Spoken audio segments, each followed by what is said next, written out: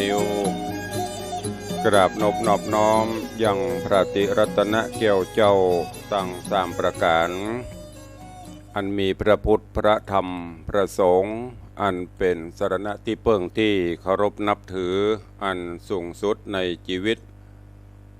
กราบคารวะแทบไตรไวยสาปารมีธรรมพระมหาเถรานุเถระเจ้าคณะพระสังฆาธิการภิกขุสงฆ์สามเณรจุตนจุองค์โดยความเคารพเจริญสุขเจริญปอนปอออกไม่ออกศรัทธานาบุญติ่นจองห้องวัดจุหนุ่มเท่าใจยิงขอน้อมต้อนรับทุกท่านเข้าสู่รายการมรดกธรรมกำเมืองและสารธรรมกำเมืองต่างสถานีวิทยุกระจายเสียงวัดฝ่ายหินตำบลสุเทพอำเภอเมืองเชียงใหม่จังหวัดเชียงใหม่ส่งสัญญาณกระจายเสียงในระบบคลื่นความถี่ FM 104.50 เมกะเฮิรตซ์สถานีวิทยุคลื่นพระพุทธศาสนาและจริยธรรมในความอุปถัมภ์ของมูลนิธิพระบรมธาตุเจ้าดอยสุเทพในเมตตาของพ่อครูวรบนามวงพรหมผู้อำนวยการสถานีส่งสัญญาณกระจายเสียงในระบบคลื่นความถี่ FM 96.0 เมกะเฮิรตซ์ตลอดจนวิทยุชุมชนต่างๆที่ต่างตันผู้อำนวยการได้ลิงก์สัญญาณจากแม่ข่ายหลักส่งสัญญาณให้พี่น้องพุทธศาสนิกชนทั้งหลายได้สดับรับฟังกันตลอดจนเจริญปอนสาธุชนญาติโยมศรัทธานาบุญตีกำลังรับฟังต่างห่อกระจายข่าวต่างเสียงต่ำสายภายในวัดวาอารามต่างๆก็ดีหรือห่อกระจายข่าวของหมู่บ้านต่างๆก็ดีตีต่างท่านสมปานเจ้าวัดตีต่างป่อแก่ป่อแคว้นได้เปิดให้ญาติโยมทั้งหลายได้สดับรับฟังกันตามวัดตามวาตามถนนหนทางหมู่บ้านต่างๆก็ดีพร้อมกันนี้ก็ขอยกมือ10 นิ้วกราบถวายการต้อนรับและเจริญปอนต้อนรับครูบาอาจารย์พระเจ้าประสงค์องค์เนนตลอดจนป่อออกแม่ออกศรัทธาสันนิบันตานเข้าจุหนุ่มเท่าใจยิงFC แฟนรายการกูคู่กูคนที่ได้เข้ามาเป็นกำลังใจก็ดีมาติดตามรับชมรับฟังทั้งภาพและเสียงการไลฟ์สดต่าง Facebook ไลฟ์สถานีมรดกธรรมวัดวังสิงห์คำต่างทีวีวัดฝ่ายหินต่าง Facebook ไลฟ์ของธรรมะคลายเครียด Facebook ไลฟ์ของธรรมะภาคเหนือเฟซบุ๊กไลฟ์ของแสงธรรมส่องใจเฟซบุ๊กไลฟ์ของท่านอาจารย์พระครูสมุวิสุวัตรวรกิจโจตลอดจนหน้าจอเฟซบุ๊กไลฟ์ของ FC ญาติธรรมที่เข้ามาแล้วได้ร่วมกันเสียงธรรมเป็นตาลโดยการกดแชร์เสียงธรรมแชร์เสียงบุญนี้ไปยังกลุ่มของท่านของเพื่อนๆใน Facebook ไลฟ์รายการนี้ดำเนินโดยกล่าวกับผมอาตมภาพพระครูวิสิทธิ์ศรีลาภรณ์เจ้าคณะตำบลป่าแดดเจ้าอาวาสวัดวังสิงห์คำตำบลป่าแดดอำเภอเมืองเชียงใหม่จังหวัดเชียงใหม่เป็นผู้ดำเนินรายการนำเอาเสียงธรรมแบบพื้นบ้านล้านนารักษาเอกลักษณ์รักษามรดกกำเมืองไว้นำมาอูจาเทศนาเล่าขานให้ญาติโยมทั้งหลายได้รับฟังกันเนอะปากกันวันนี้อากาศก็อึมครึมเมฆฟ้าเมฆฝนบดบังอยู่แต่อากาศก็อบอ้าว มันบ่ตกเตื้อบางที่ก็อาจจะตกบางที่ก็บ่ตกอย่างเตี้ยปนหวานเนี่ยบางเตี้ยมืดบ่ได้บ่ตกบางเตื้อก็จะตกก็บ่มืดตกเลยก็มีก็เปรียบเสมือนคนเฮานะบางคนปากนักบรรยากาศ บางคนเนี่ยการแต่บะปากมูนี่เป็นต้นนะเพื่อมาเปรียบเป็นธรรมชาติวันนี้ก็ขอให้เป็นวันแห่งความสุขของทุกท่านแม่นจะแม่นจะดำเนินการกิจการธุรกิจใดๆก็ขอให้สำเร็จผลเตียวล่องลายเตียวโหนไปบันตกบันออกขอกใต้หนเหนือ ก็ขอให้เดินทาง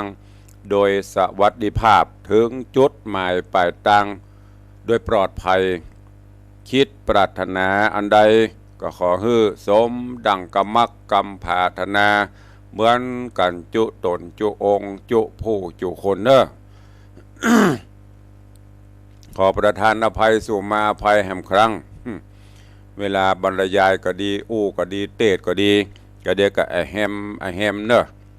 อย่างที่ได้บอกไปเครื่องมันกำลังเริ่มมันยังบะฮ้อนเตื้อก็เป็นธรรมดาพยายามแก้ไขอยู่ฉันน้ำมะนาวก็ได้โอมยาก็ได้มันบะถึงปนห้องก็มันบะเสียงริดมันเตื้อวันนี้เวลาก็ล่วงเลยมานักแก10 กว่านาทีเนี่ยตัวลุงเตือนอยู่ตลอดนะวันเวลาหรือว่าเวลาและวลีมิได้มีจะคอยใครเปิ้นบัดท่าตัวลุงก็ไม่ใช่ลูกควายนะตื่นจะเมื่อตี 4ล่ะทั้งที่จำวัดกระดึกเวลาพักผ่อนก็น้อยวันก็ต้องปฏิบัติศาสนกิจแต่ว่าก็เป็นวันพระวันศีลตัว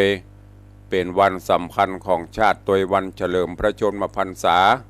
ขององค์พระบาทสมเด็จพระเจ้าอยู่หัวทั่วใต้ลาปัตตภีสยามประเทศเหลืองอลามไพร่ฟ้าประชาราษฎร์แซ่ซองสรรเสริญหนุ่งชุดเหลืองกันตลอดจนบำเพ็ญกุศลบำเพ็ญพระราชกุศลกิจกรรมต่างๆตามถนนหนทางก็ดีตามวัดตามว่าตามตะวานี่ภาคค่ำก็แสงเทียนสว่างสวัยจุดเทียนชัยถวายพระพรกันแล้วก็ภาคบ่ายตะวาตุลุงก็ได้เดินทางไปปฏิบัติศาสนกิจเทศนาธรรมในโครงการธรรมรัตน์ธรรมรสของคณะสงฆ์ตำบลสันทรายน้อยสันพระเนตรตีวัดแม่ขาวก็มีครูบาอาจารย์พระเจ้าประสงค์หน่วยอบรมประชาชนประจำตำบลพี่น้องญาติโยมศรัทธาถึง2 ตำบลก็มาร่วมกันอย่างหลวงหลายภาคค่ำกลับมาวัดก็ทำวัดสวดมนต์ไหว้พระนั่งกรรมฐานแถมกว่าจะจำวัดก็ดึกได้พักผ่อนก็น้อยก็เลยบางเตื้อเสียงอาจจะแหบจะแห้งประกอบกับ การเทศนาธรรมบางวันก็หายไปก็ต้องขอสุมาอภัยเนอะเบื่อเสียเวลามาฟังกันต่อในเรื่องของหงหินธรรมเทศนาปื้นเมืองลำดามาถึงผูกตี5ตอนปลายละทางแหมน้อยจะจบแล้วก็จะลวดมีเวลาก็ขึ้นผูกตี6เป็นลำดับไปเนอะในตอนนี้โพธิสัตว์เจ้าวัฒนกุมารประสบความสำเร็จไปได้ค่อนข้างจะเต็มเกือบจะเต็มแล้วอีกเถอะนั่นก็คือไปติดตามหาแม่ย่าเท่าที่เมืองผีดิบตอนนี้ได้ได้ปะแม่เท่าทั้งที่ป่อพญาปลันตป่าติใจไปเสาะจุดประสงค์หลักก็คือจะทดสอบว่าลูกเขยถึง6 คนมีความรู้ความสามารถเท็จจริงแค่ไหนแต่เขยถึง6ไม่ใช่เขยลูกบ่าวถึง6ก็ไปขอคือวัฒนกุมารโพธิสัตว์เจ้าเป็นผู้ไปเสาะหาแตนตอนนี้โดยปุญญาปารมีฝ่าฟันปัญหาอุปสรรคต่างๆบอกว่าจะเข้าสู่เมืองยักษ์เมืองเย็นเข้าสู่ป่าไม้ไพศาลจะบุญโคป่าจะได้ โพธิสัตว์เจ้าก็บวาดหวั่นไปความพยายามอยู่ที่ไหนความสำเร็จอยู่ที่หั่นขยันอดทนอดกลั้นจะได้รับความลำบากจะได้ลำบากตรากตรำจะได้ก็อดทนสุดท้ายความสำเร็จผลก็บังเกิดขึ้นตอนนี้เมื่อได้รับแม่ย่าเท่าแล้ว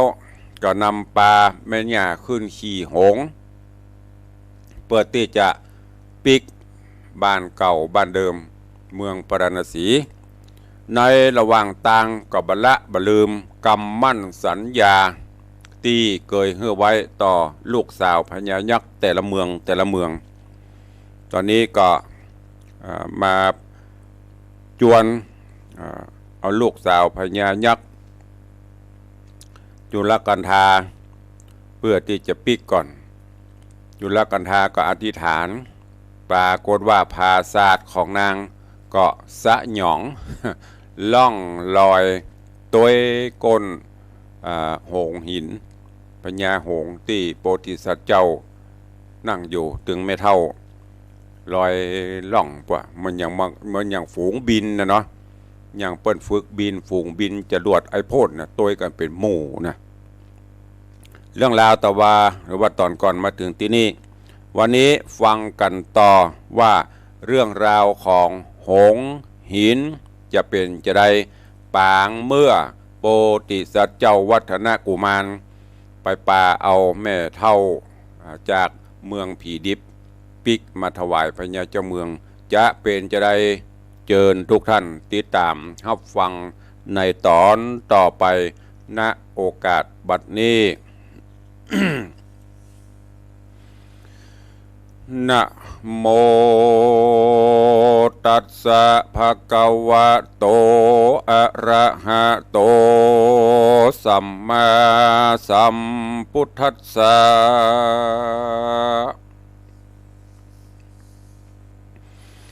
สัตตะโวฟังลาโสตุจนาสัพพุริสะตังลายตั้งยิงและใจม้วนหมู่ติได้ปากันอยู่ทำทาดาฟังยังรัศธรรมเทศนาหงหินล่ำดับมาแถมแล้วเนื้อเจ้าขอเชิญศรัทธาตั้งหลายหนุ่มเท่าจุงตั้งจิตใจเล่าทำทาดาฟังต่อไปไปนานี้แหละนายามนอนนางจุลกันธานอดเนาก็ตั้งนาเจ้าอธิษฐานยังบุญสมปันแห่งเจ้าว่าสุนันตุพนโตโหเตวะสังฆาโยคาเดเตวะกันนาวิเศษตัวดาวเขตอันนาส่วนคานี้นาจัดก่อนหากได้สอนสั่งมายังกาตาที่การปั้มเป่งมานานห่วมเจ้าอันเป็นผัวขิ้นเก้าหลายจาดของฮือผาสัตว์แห่งคาจุงยกค้ายจากแผ่นดินแล้วเหาะบินขึ้นสู่อากาศไปตามพระบาทผัวควันดังได้เรียวปันเดเตอว่าอันยามนั้นอันว่าภาศาสตร์แห่งนางราชจุลกันธาหาเจตนาบอดใดก็วันไหววาดแล้วก็กากาดขึ้นไปบนอากาศใสยะยวาดเหลื่อมมาเปลืองรายก็เหาะไปตามหลังแห่งนอพุทธังเป็นเจ้าดังหมูนกเล่าบินบนก็มีวันนั้นแลเมื่อนั้นพระญากันตับปากับนางมันดาตนแม่ยินอาสะจันแต่ดิเล จริงเฮือป้อนดีแก่ลูกเต่าว่าขอเฮือลูกเป็นเจ้าสมสลีจุ่งไปเป็นเทวีนอดเนาได้ภาพดาวจุมปูภาพสัตว์โหมวยมิ่งอายุยิ่งยืนยาวเตอเนอลูกเคยตาโตปะรังลำดับนั้นไปเด็มเหล่าโปติสัจเจ้าบนยอดก็ไปฮอดเมืองกุมพันอันเป็นเมืองจอมตันเลิศแล้วอันเป็นป้อนางเกี่ยวมุขวดีผู้เป็นเมียหัวตีแต่เก้าพระนอดเนายังอยู่บนอากาศเรียกหาเมียฮักราชญาว่าโมคาบดีจะเนเมียมิงตีฮักค่อนขิงสะเมอตาบอดนี้ปี้ได้ไอญิกาแม่เท้าขึ้นมาเล่าดิเลขอนางเตวีนอดเนาจุงไปกับผัวเจ้าสามิกาเฮาจักไปสู่ปาราเมืองใหญ่ขอเกี้ยวไทยจุงรีบมาเร็วว่าอันยามนอนนางนอจันสมสลีชื่อว่ามุขวดีผิวอ่อนได้ยินกำเรียกร้องอยู่วอยนางรีบมากอยแผ่พอก็หันผัวเกี้ยวหนอจอมใจนางจิ้งไขกำไปตอบเจ้าว่าข้าแด่ผัวเจ้าสมเสียวขอย่างอยู่กำเดียวนิ่งแต่ข้าจักไปสั่งพ่อแม่พญาแล้วก็ไก่กาไปหาพ่อแม่ก้มขาบต่อปาตาอภิวันตาจอมมิ่งนางแก้วจริงถวายสารว่าข้าแด่องค์คันพ่อแม่กุลเลือแหล่ตัวอนาบานี้เวลาจัดหลังมาสะนองปังตอบไข่เฮือข้าได้ปรากปิตาตั้งมันดาแม่เป็นเจ้าโตสาน้อยมากเล่าอันใดอันคาดใดกะตำวาจีมโนกรรมลายเยืองกายกรรมเครื่องบทแยงยำปมาตะธรรมกองประมาทสติปังปาดลงไปขอจอมใจส่องเจ้าจงอดแก่ลูกเต่าปูตาอันจักอำลาไปแดดเตอะตะตาในกาละยามนอนพญายักกุมพานตนป้อตังเต้าหนอมันดาอันสิเนหาหักลูกเต่าจริงอนุญาตเล่าด้วยกรรมดีว่าดูราสลีสีงามแง่ลูกหักพ่อแม่ยิงเดียวบาดนี้เจ้าสมเสียวจักเยียนจากกาปัดพรากเสียเมืองขอจุงเมยศสาเครื่องอาข้าวได้เป็นนางเต้าภาพธานีได้เป็นอักกะมเหสีแม่ฟ้าอันเป็นเจ้าแก่ไพรฟ้าอายุติคามแสนขวบแดดเตอะลูกเฮยอันว่าโตได้เมน้อยมากหลอนข้าหากใดกระทำผิดกองทำประมาทพ่อแม่ขออนุญาตขมา อย่างฮือเป็นเนวรนาธรรมสักสิ่งขอแก้วมิ่งอยู่สวดสดีอย่ามีอันใดมาราวีสักหยาดฮือโป้นจากพญาตกังวล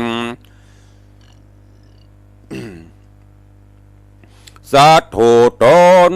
ลบหลีกอุปัตถวาฟีกสันดานฮือป้นต่างพรานแสนโยดฮือมั่งมุนโสดลาภาฮือถาล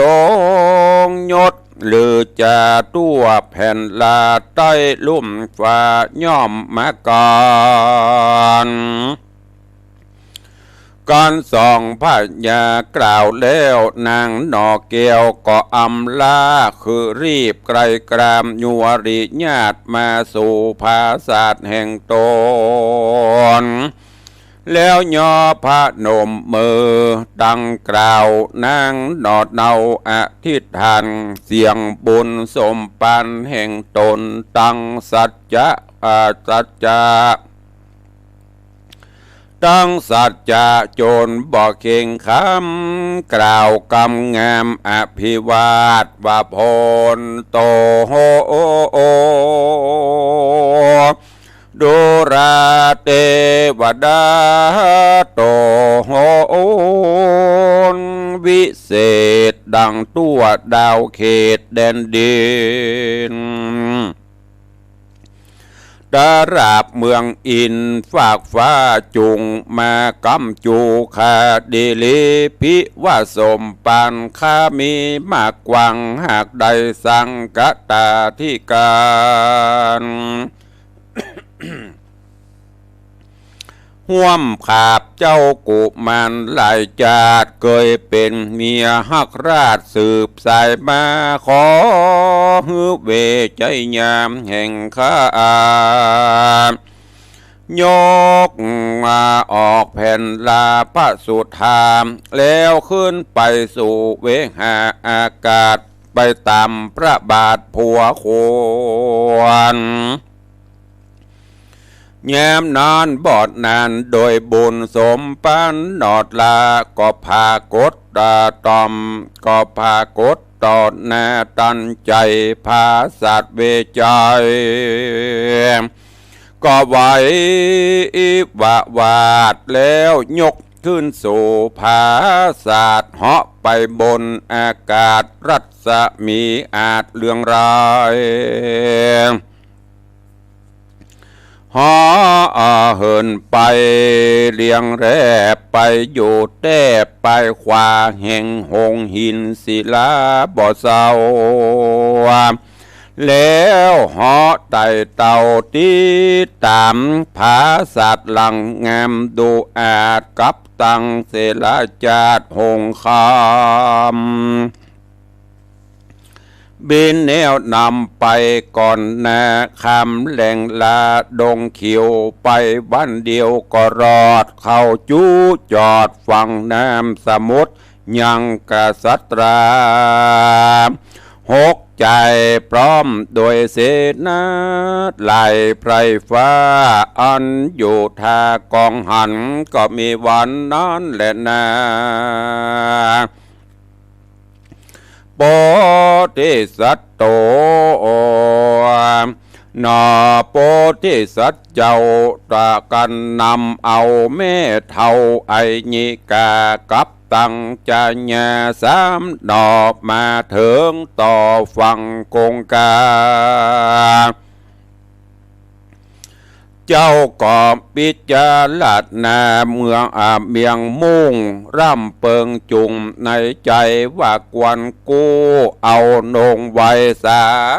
มผู้ไปฮือเจ้าปู่ได้หานหรือจักเอาจอมขวัญแม่เท่ากันเจ้าขาดนิ่งแล้ว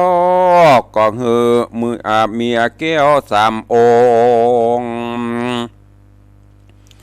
ได้หยุดยั้งได้หยุดยั้งอยู่กลางดงฝั่งน้ำก่อนแลกันเจ้าขะนิ่งสันนันแล้วจริงกล่าวแก่มิ่งแก้วตั้งสามว่าโดรานางนงรามเปียตี้ฮักปี้ขอเจ้าตั้งสามยังอยู่ที่นี่ฮือสบายกูปี้จักเอาแม่ใหญ่ไปส่งฮื้อเขาไฟนายังอยู่ทากองหันบ่อนนั้นเต้าได้พี่จะขึ้นมาหาพระดิญาตั้งสามว่าอันเจ้าก็เอาแม่เท่าเหาะไต่เต่าตามต้นป้าเหินยนวิ่งไว้ข้ามเป็นข้ามโป้นฝ่ายกงกาไปถึงเศษนาอัมบาตและลูกเต่าราชหกใจแย้มนอนเขาตั้งหลายมวลหมู่อันพร้อมอยู่ควาดาหันเขาก็จวนกันจักลากเอาหน่อโปธิราชตันตีแล้วบุบตีฮือกากาดดับชีวิตขาดตายไปก็มีแล้วเขาก็เอาเนี่ยเอาวานเนี่ยขึ้นขี่จ้างตัวอาจอ้างปวงคำปากันนำมาออกจากพรากเมืองนำเอาไปถวายบุญเรืองโตนป้อทริอูลอดลายประการ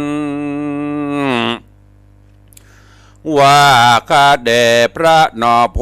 บาลเป็นเจ้าเอาข้าลูกเต่าหกใจไป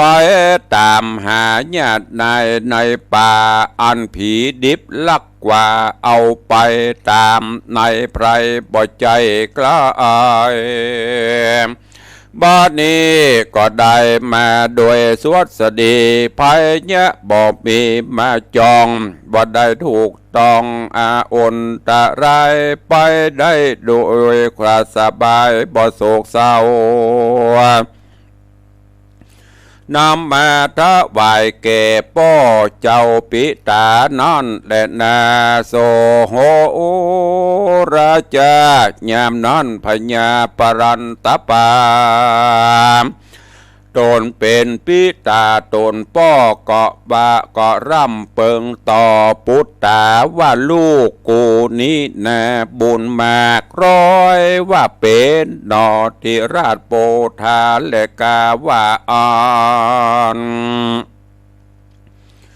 ว่าอันแล้วพระตนเกี่ยวราชาก็โปงอาจแย่หือยดเยืองสับปะเครื่องนานำตั้งเงินคำจ้างแม่พื้นแผ่นพาอาภาตาสีตาสาข้าใจตั้งบ้านน้อยเมืองใหญ่ตั้งส่วนให้ข้าเจ้ามีมากเต่าเหลือแลเต้าโป่งฮื้อแก่ลูกหกใจก็มีจุประการและนาเตนักการายามนอนฝูงเจ้าเมืองเขานั้นเนืองอวดอ้างว่าลูกเจ้าจ้างหกใจนะบุญหลายกาเกไปตามเอาแม่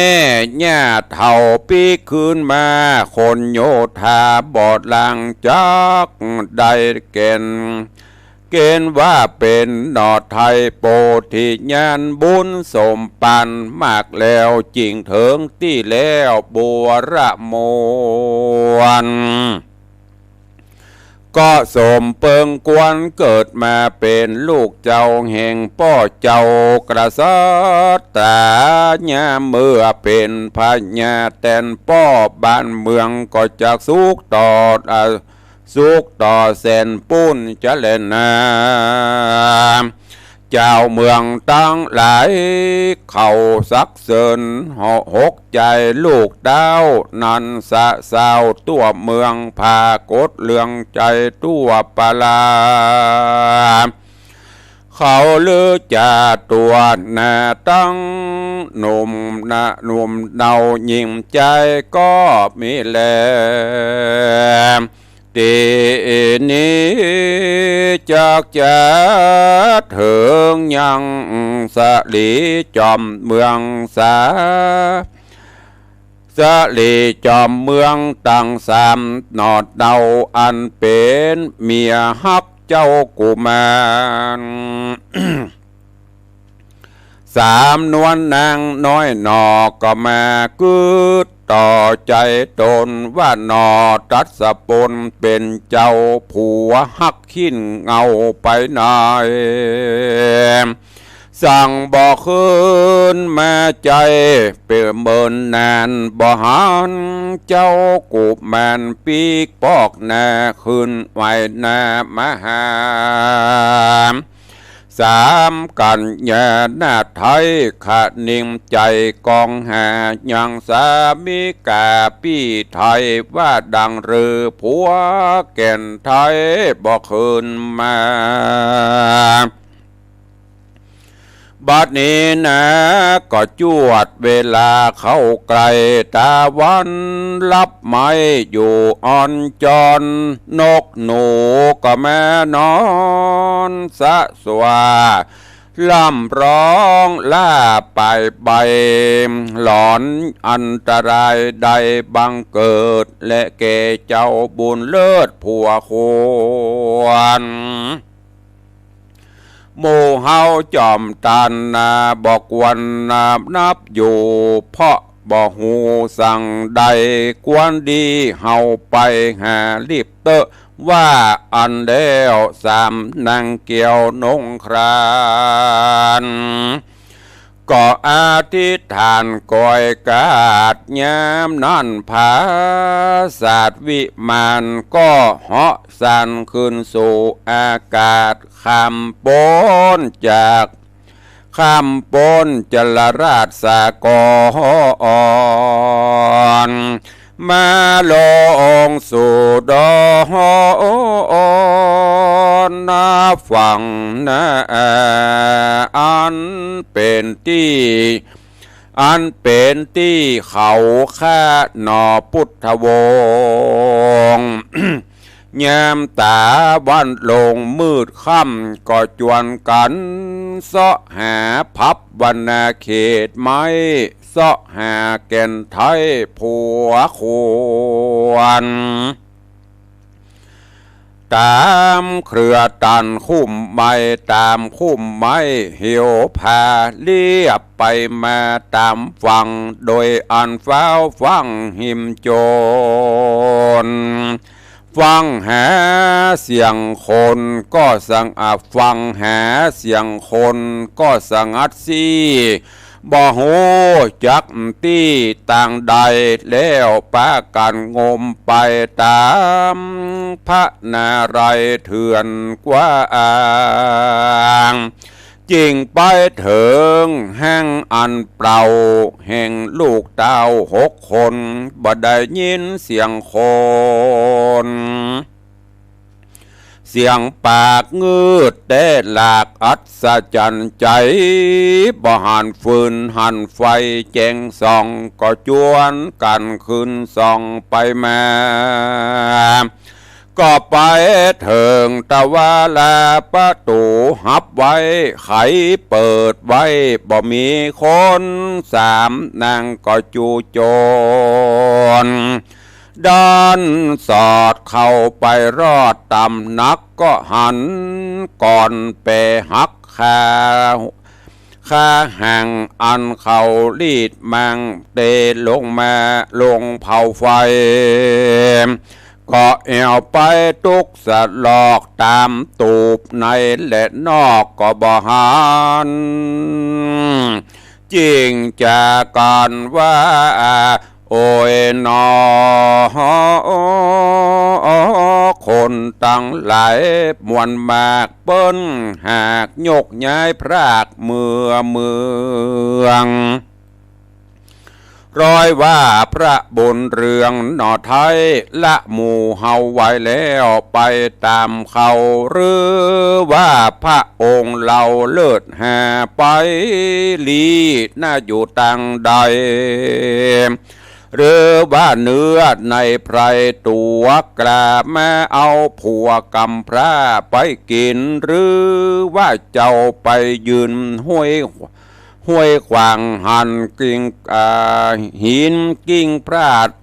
อำปังลงหรือเจ้าไปลอดดงดันป่างูเหลือมตัวกระหัดเอากินและนาเนติตังขีญะสังวันนาวิเศษจาห้องเหตุธรรมเทศนาหงหินพวกผูกทวนที่ห้าอาวสันลับลาไปแล้วขึ้นสู่ผูกทวนหกแก้วตอนที่หนึ่งก็ขอปงวังลาไว้เต้าอีกก่อนแลยนะนิติตาก็บังกมสมฤทธิ์เดชพระธรรมเทศนาเรื่องหงหินลำดับลำดาเถิงผูกตวนที่ห้าจบลงไปเวลาปอมีตุลุงก็ลวดขึ้นผูกที่หกมาได้แถมหน่อยนะพอเวลาก็ใกล้จะหมดขอโป่งวางไว้ก่อนทำตึงหมดตึงมวลมีอยู่8ผูก8กันเหลืออีก2ผูก2กันไปก็จะจบแล้วเนอะ เรื่องราวพระธรรมเทศนาในตอนนี้โพธิสัตว์เจ้าหลังจากที่ประสบความสำเร็จแล้วได้พบปะกับแม่ย่าเฒ่าแล้วก็ไม่ลืมคำมั่นสัญญา ที่เคยฮื้อกับเมียหรือว่าลูกสาวพญายักษ์ถึง3นางตอนปิกกองไว้มาแวะเอาเป็นเมืองจนครบและโดยปุญญาปารมีที่ได้เป็นกู้สร้างกู้สมห่วมกันมาลูกสาวยักษ์ในแต่ละเมืองก็มาคืดว่าจะเงี้ยจะได้พอตังบนเงียนตังบนฟ้านภาอากาศหงหินหรือว่าหงกระบินอยู่บนแบบและจะเงี้ยจะได้ขึ้นไปนี่เลยตั้งจิตอธิษฐานหากบุญมาวาสนาส่งบุญนำปาวาสนามีด้วยกันสร้างสมด้วยกันมาในชาติใดปางใดลั่งจะได้อยู่ร่วมกันแล้วไซขอเทพจดาอาหักสิ่งศักดิ์สิทธิ์ทั้งหลายได้นำปลาเอาผาศาสตร์แก้ววิมานคำของขบัดเจ้านี้สะหยองซานหรือว่าเหาะขึ้นตวยปราสาทหรือว่าตวยหงของเจ้าปีเนอด้วยบุญบารมีเปลี่ยนไปตามกรรมสัจจะอธิษฐานผาศาสตร์ก็ล่องลอยขึ้นตวยกันไปถึง3หลังนะไปเมืองนี้นางก็อธิษฐานไปแต่เมืองตั้งแต่มุขวดีหมู่นี้จนบัดนี้ได้นำปลากันตัวไปจนถึงที่แป่งตูบแป่งปังพักจอดพักย่างที่ตึง6จ่ายพี่อาอยู่ก็เกิดว่าถ้าเราเอาเมียเราถึง3คนนี้ไปตัวรับรองจะต้องเป็นเรื่องอย่างสักอย่างบุญมีเพราะว่ามันคือมีอย่างมาสกิดงิดกึดใจได้ก็เลยเอามเหสีหรือว่าเมียถึง3คนนี้ไว้เหตุที่หนึ่งก่อนยังบ่เอาเข้าไปปรากฏตัวเตื้อเอาเฉพาะแม่ย่าเข้าไปพอไปถึงตีถึง6 คน6ปีไอพร้อมกับเหล่าข้าทาสจะบริพารจอดพักจึงปังพอหันแม่ย่าเข้าไปพบหูได้ทันทีว่าสำเร็จแล้ว กึดได้จะอันบันนึกถึงแล้วพระคุณอันยิ่งใหญ่บุญคุณมีที่ไหนบ่กึดล่ะจิตคิดอกุศลไปอย่างอื่นนะคิดที่จะฆ่าเปิ้นคิดจะเอาความดีความชอบล่ะก็เลยรุมทำร้ายโพธิสัตว์เจ้าวัฒนกุมารจนสลบตายไปแล้วก็นึกว่าเปิ้นตายละก็ฟั่งเอาแม่ย่าเท่าขึ้นขี่หลังจ้างป้ากันเข้าบ้านเข้าเมืองเพื่อที่จะไปกราบทูลเทศทูลป่อพญาปลันตป๋าว่าได้นำปลาเอาแม่ย่ามาส่งตามกรรมที่ป่อมีอาจญาโป่งปั่นเนอะป่อพญาก็กันหลงดีใจว่าลูกเขานี่มีบุญญาบารมีแต่ลูกไปพบไปปะได้อยู่แล้วก็เอามาจากนั้นก็พระราชทานทรัพย์สิ่งสลิงคารสิ่งของต่างๆแก้วแหวนเงินทองค่าทัดจะบริปานฮื้อกับถึง6 คนลูก6 ใจย้อนกล่าวถึงโพธิสัตว์เจ้าวัฒนกุมารหลังจากที่เขารุมทุบตีจนสยบเต้าไปเมียถึง3 คนก็ที่เอาไว้แหมตีหนึ่งก็มาเกิดว่าเจ้าปี่ประเด็นนี้ตะวันโปค่ำแล้วล่ะเจ้าปี่เนี่ยบ่มาปรึกษาหารือกันถึง3 คนน้องเฮยปี่เฮยว่าจะได้เปิ้นบัลลังจุเฮาเหกะบัลลังเอาหามันละไว้เห็นนี่เหกะปล่อยฮื้อพี่สร้างนางไม้ปล่อยฮื้อยักฮื้อเย็นฮื้อหยังมากินเฮากะกึดไปจนาต่างๆกึดไปกึดมาคงเปลี่ยนจากอันกาถ้าจะมีอะไรอย่างเกิดขึ้นสักอย่างมันมีอย่างมาสะกิดใจเฮาปากันไปตัวเสาะหาปะตกลงกันถึง3ก็เลยไปเสาะหาดันโดนไปจนไปถึงที่ปางตูบที่เปิ้นแปลงนั่นน่ะหันตูบหันปางที่เปิ้นจอดยางแต่ว่ามันมีพายุละโอ้อะไรอย่างจะได้นี่คาหยวดไม้หยวดมดแล้วใครไปที่ไหนมดเสาะหาที่ไหนกระดักปิ้งบินบ่อยจนกระทั่งตอนนี้เตียวไปเตียวมาพอไปพอมาไปหันร่างของโพธิสัตว์เจ้าวัฒนกุมารกำลังก็สยบเต้าลงเรื่องราวของหงหินจะเป็นจะได้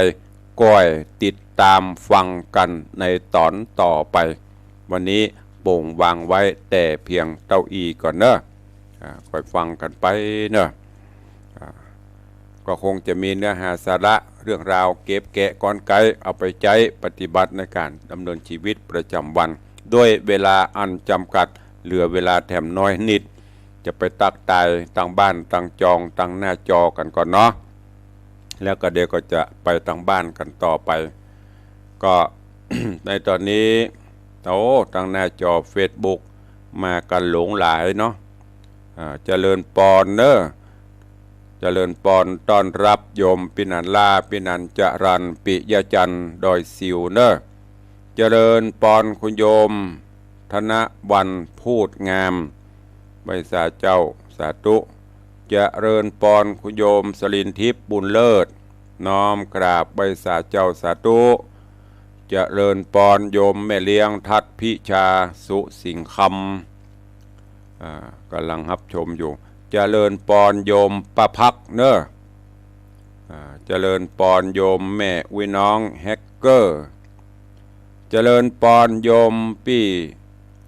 สมพรรัตนังหรือโยมปี้ชิดชบาขอบพระคุณบุญรักษาเป็นอย่างยิ่งเด้อตะวาเป็นทรงบัดตื่น กำเมืองบัดตื่นมัดตื่นหรือกระท้อนบัดเจสะตอนนะกระท้อนบัดตื่นส่งมาฮือต่างเป็นห้องก็ต่างเก็บห้องบัดถูกนะต่างเก็บต่างไรแมนอย่างนี้ส่งมาถึงตะวาขอบคุณนะปีเนอร์ความจริงเพิ่นขายกระท้อนเป็นตะกร้า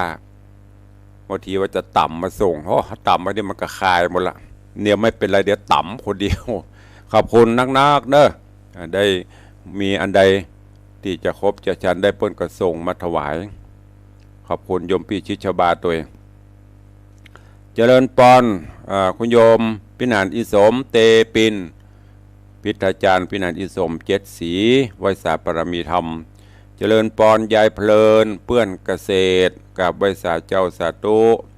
เจริญปอนคุณโยมจันสายแปลงหลวงกับไวยสาเจ้าเจริญปอนโยมปี้อัญชลีคำกิตติเจริญปอนคุณโยมปี้จงรักมีงานเจริญปอนโยมปี้วิรองรักเชิดฟ้อนมีล้านนาไวยสาเจ้านี่กับเมินแล้วเนิ่มได้ชิมฝีมือนะโยมปี้วิรองรักหรือว่ามีล้านนาได้เป็นทำมีกะทิมีอย่างต่างๆนี่อร่อยขนมแฮมปะที่ใดก็ช่วยกันอุดหนุนเนอะอุดหนุนหมู่เฮาเนี่ย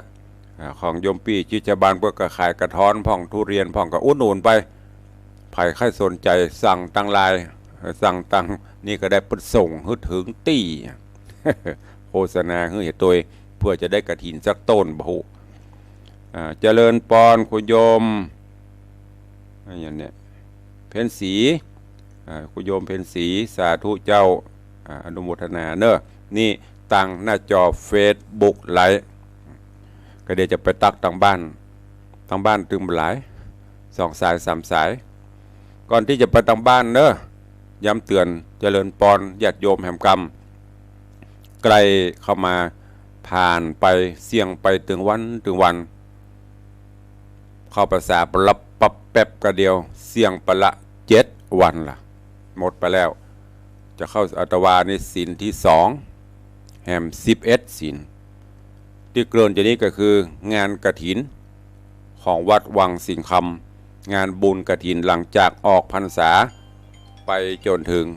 เดือนยี่เปงอะไรวันนี้แต่งมาเจ้าเหี่ยอีนี้ไข่นี่เมืองแก่นก็เจริญปอนถูกหวยแน่เมืองแก่นพัฒนาสาธุอนุโมทนาเนอเมืองแก่นตุลุงเลยห้องเล่นบนเมืองแก่นเมืองกับเมืองแก่นพัฒนาประเดิมสายแรกวันนี้ขอบคุณอนุโมทนากำลังประชาสัมพันธ์ข่าวอยู่งานบุญกฐินของวัดวังสิงห์คำเนอะงานจุลละกฐิ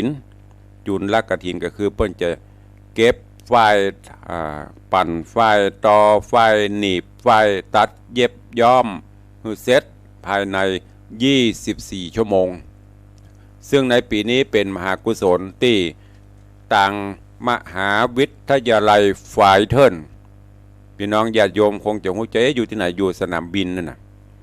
กายเข้าสนามบินกายไปตในเวียงก็นี่ก็จะหันอาคารหลังใหญ่หลังหลวงมหาวิทยาลัยฝ่ายเทินแล้วก็แฮมที่นึงก็อยู่ในที่บ้านวังน้ำรินเนี่ยใกล้ๆวัดวังสิงห์คำนี่ปีนี้ครบรอบ25 ปีการก่อตั้งมหาวิทยาลัยฝ่ายเทินและครบรอบอายุวัฒนมงคล7 รอบ84 ปี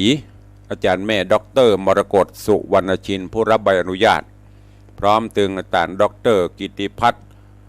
สุวรรณชินท่านอธิการบดีด็อกเตอร์ชัดทิพย์สุวรรณชินท่านรองอธิการบดีคณาจารย์นิสิตนักศึกษาในเครือข่ายตัวเองก็ได้ตั้งวัตถุประสงค์ตั้งจิตจำนงจะสร้างตานะบารมีมหากุศลในการถวายจุลกฐินเป็นครั้งแรกของมหาวิทยาลัยเป็นครั้งประวัติศาสตร์ครั้งแรกของวัดวังสิงห์คำตัวเพื่อที่จะระดมทุนในการก่อสร้างกุฏิสงฆ์โฮงหลวงของวัดวังสิงห์คำเนอะน้อมเอิญเจิญจวนพุทธศาสนิกชนญาติโยมตลอดจนครูบาอาจารย์พระเจ้าพระสงฆ์ก็สามารถร่วมบุญได้เนอะท่านผู้ใดมีเจตนาศรัทธาที่จะร่วมจัดสายบุญสายกฐินก็สามารถแจ้งความจำนงได้ตุลงใครห่วมจุลกฐินโดยเปิ้นตั้งโดยมหาวิทยาลัยพระเจ้าจะเป็นสายบุญทางนี้เนอะผมจะเป็นสายบุญทางปุ้นเนอะกรุงเทพกรุงนาต่างประเทศจังหวัดไหนที่ใดก็ได้แจ้งความจำนงตุลงก็จะได้เอารายชื่อของท่านทั้งหลายพิมพ์ในใบดีกาบอกบุญเนอะตอนนี้ก็มีหลายท่านหลายคนที่แจ้งมาว่าจะโมทนาบุญร่วมกับต่างมหาวิทยาลัยพร้อมกันนั้นเชิญชวนญาติธรรมเนอะ ร่วมสมทบไผจะร่วมเป็นต้นใหญ่ต้นน้อยก็ได้แต่ต่างตุลุงก็ได้เชิญชวนแล้วก็ยกยอดที่เฮาร่วมกันข้าวก่อนหรือไผจะสมทบร่วมแฮมนั่นก็คือต้นปนห้องอยากกฐินร่วมกองละ 1,000 บาทกองละ 1,000 บาทไผ่ห่วมทำบุญ1 กองต่างวัดก็จะได้มอบวัตถุมงคลพอนึกถึงวัตถุมงคลก็ร้านจิระดีไซน์เปล่าๆเพิ่นจะฟังอยู่เนี่ยเดือนเนี้ยได้แน่นอนไม่ได้ส่งไปให้เปิ้นผ่านไปไม่ได้ไปก็เป็นวัตถุมงคลอันนี้เนอะอันนี้เป็นวัตถุมงคลพระผงชุดเบญจภาคีซึ่งได้จัดสร้างหรือผ่านพิธีมหาพุทธาภิเษกเนื่องในโอกาสเฉลิมพระเกียรติพระบาทสมเด็จพระเจ้าอยู่หัวภูมิพลอดุลยเดชพระบาทสมเด็จพระเจ้าอยู่หัวรัชกาลที่ 9ในโอกาสที่พระองค์ทรงครองสิริราชสมบัติครบ60 ปีเป็นพระชุดเบญจภาคีพปรหาได้ยากละมีครับเดี๋ยวนี้ที่จะมีกับพอดีด้วยบุญโยมเพิ่นเอามาถวายเพื่อให้มอบเป็นบรรณาการศรัทธาตั้งในก็จะเป็นชนิดมีกามีรูปเนี่ยมีรูปชนิดญาติโยมทั้งหลายอยากจะจับจองไว้เป็นสิริมงคลโดยพระบารมีของพระบาทสมเด็จพระเจ้าอยู่หัวรัชกาลที่ 9ตัวเองแล้วก็พุทธคุณธรรมคุณสังฆคุณที่ในวัตถุมงคลพระผงชุดเบญจภาคีนี้มอบเป็นบรรณาการให้กับญาติโยมเนอะทาง Facebook ไลฟ์ก็ดีทางบ้านทางจองที่ไหนอยากจะร่วมอันนี้เอาสมนาคุณผู้ร่วมบุญกฐินกองละ 1,000 บาทก็จะได้รับชุดนี้ไปเนอะไม่ได้ขายเนอะนี่เอามาสมนาคุณให้ญาติโยมตัวหลายเปิ้ลบอกว่าเป็นชุดเบญจภาคีเปิ้ลพุทธาภิเษกในวัดพระแก้วในโอกาสที่ในหลวงรัชกาลที่ 9ทรงครองสิริราชสมบัติครบ60 ปีก็เหมือนนักแก่เหมาะสมกับไว้กับบ้านกับจองเนอะนี่ก็แจ้งทุกท่านใครจะร่วมก็แจ้งเข้ามาได้เนอะ ทุกท่านตัวทดเวลาหน่อยทางบ้านตอนนี้ตะกี้มาละหนองเมืองแกนมาแล้วสายแรกสายต่อไปสัก 2-3 สายมีไหมใครจะอู้ตัวเข้ามาได้0817836540ฟังจากสถานีวิทยุใดโทรเข้ามา104ไปถึงที่ไหนพ่องแต่ถ้ามาตอนตัง96เนอะไม่เจ้าจะเป็น104ใครฟังอยู่ที่ไหนประหาร FC นี่ถ้าคลื่น96นี่หลายม่วน104นี่ดักปิงมันจะมีที่เนี่ยแต่กี้เมืองแกนไม่ได้จันคำนะถ้าตุลงซื้อหวยถูกนะเอาจันคำว่าได้ฟังอยู่เจ้าไว้ชายเจ้าฟังอยู่เนาะไม่ได้ฟังไปเนาะนั่งฟังนอนฟังเนาะสาธุเจ้าจันคำแสงบุญสายที่ 2ฟังอยู่เจ้ามีแหมก็ซักสายตะกี้ได้ละพระพุทธพระธรรมแหมสายนึงพระสงฆ์ยินดูต่อโดอีกมีใครฟังอยู่เมตตายกโทรศัพท์รายงานผลอีก1 สายแหมซักสายมีก่อนทางบ้านทางจองเนอะมีไหมที่ฟังจาก104ตุลงได้กึดไปแล้วเนอะมันเงียบไปทางบ้านทางจองตอนนี้ไปถ้าพระธรรมเทศนากันอย่างก็เนี่ยหงหินจบคงจะคืนเวลามอบถวายเวลาคือสถานีเปิ้ลตุลงจะจัดสัปดาห์ละ2 วันปละ2 วันปละเพราะว่าคนฟังก็บ่ค่อยมีแล้วเนาะมีเฉพาะทาง Facebook ก็จะปรับปรุงประหยัดเวลา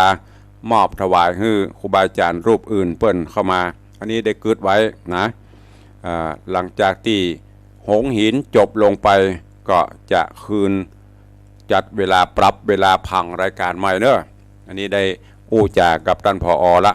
ทั้งนี้โดกันจอจันนี้นี่โทรแล้วลบมันต้องโทรละบ่อู้ตัวละเวลาหมดนี้อู้ข่าวบ่ได้บ่ต้องโทรละแล้วก็ตัดสินใจละจะอยู่ประมาณเสาร์อาทิตย์สัปดาห์ละ2 เจ้า2 วันก็พอละเพราะว่าดำเนินรายการหลายที่เหนื่อยกำลังใจก็บ่มี มาเจ้าเฮาแห้งเวลาไว้หน่อยไม่ได้กับจันคำไม่ได้กับเมืองเกณฑ์มีใครอู้มีใครฟังละเพราะนั้นก็หลังจากที่หงหินจบจะเหลือเวลา2 วัน2 เช้าที่จะเจอกันนะอันนี้แจ้งข่าวเพื่อเตรียมตัวล่วงหน้าไม่ได้ยินเสียงเมินอาจจะได้ยินอาทิตย์ละ2 วันก็พอละเนาะเอาละเวลาหมดเวลาละเลยเวลามา4 นาทีละนำรายการจากทุกท่านไปก่อนปะกันใหม่วันต่อไปอยู่ดีมีสุขเหมือนกันจุตนจุองค์จุผู้จุขนเนอจัตตาโรธรรมาวัตันติอายุวันโนสุขังปลัง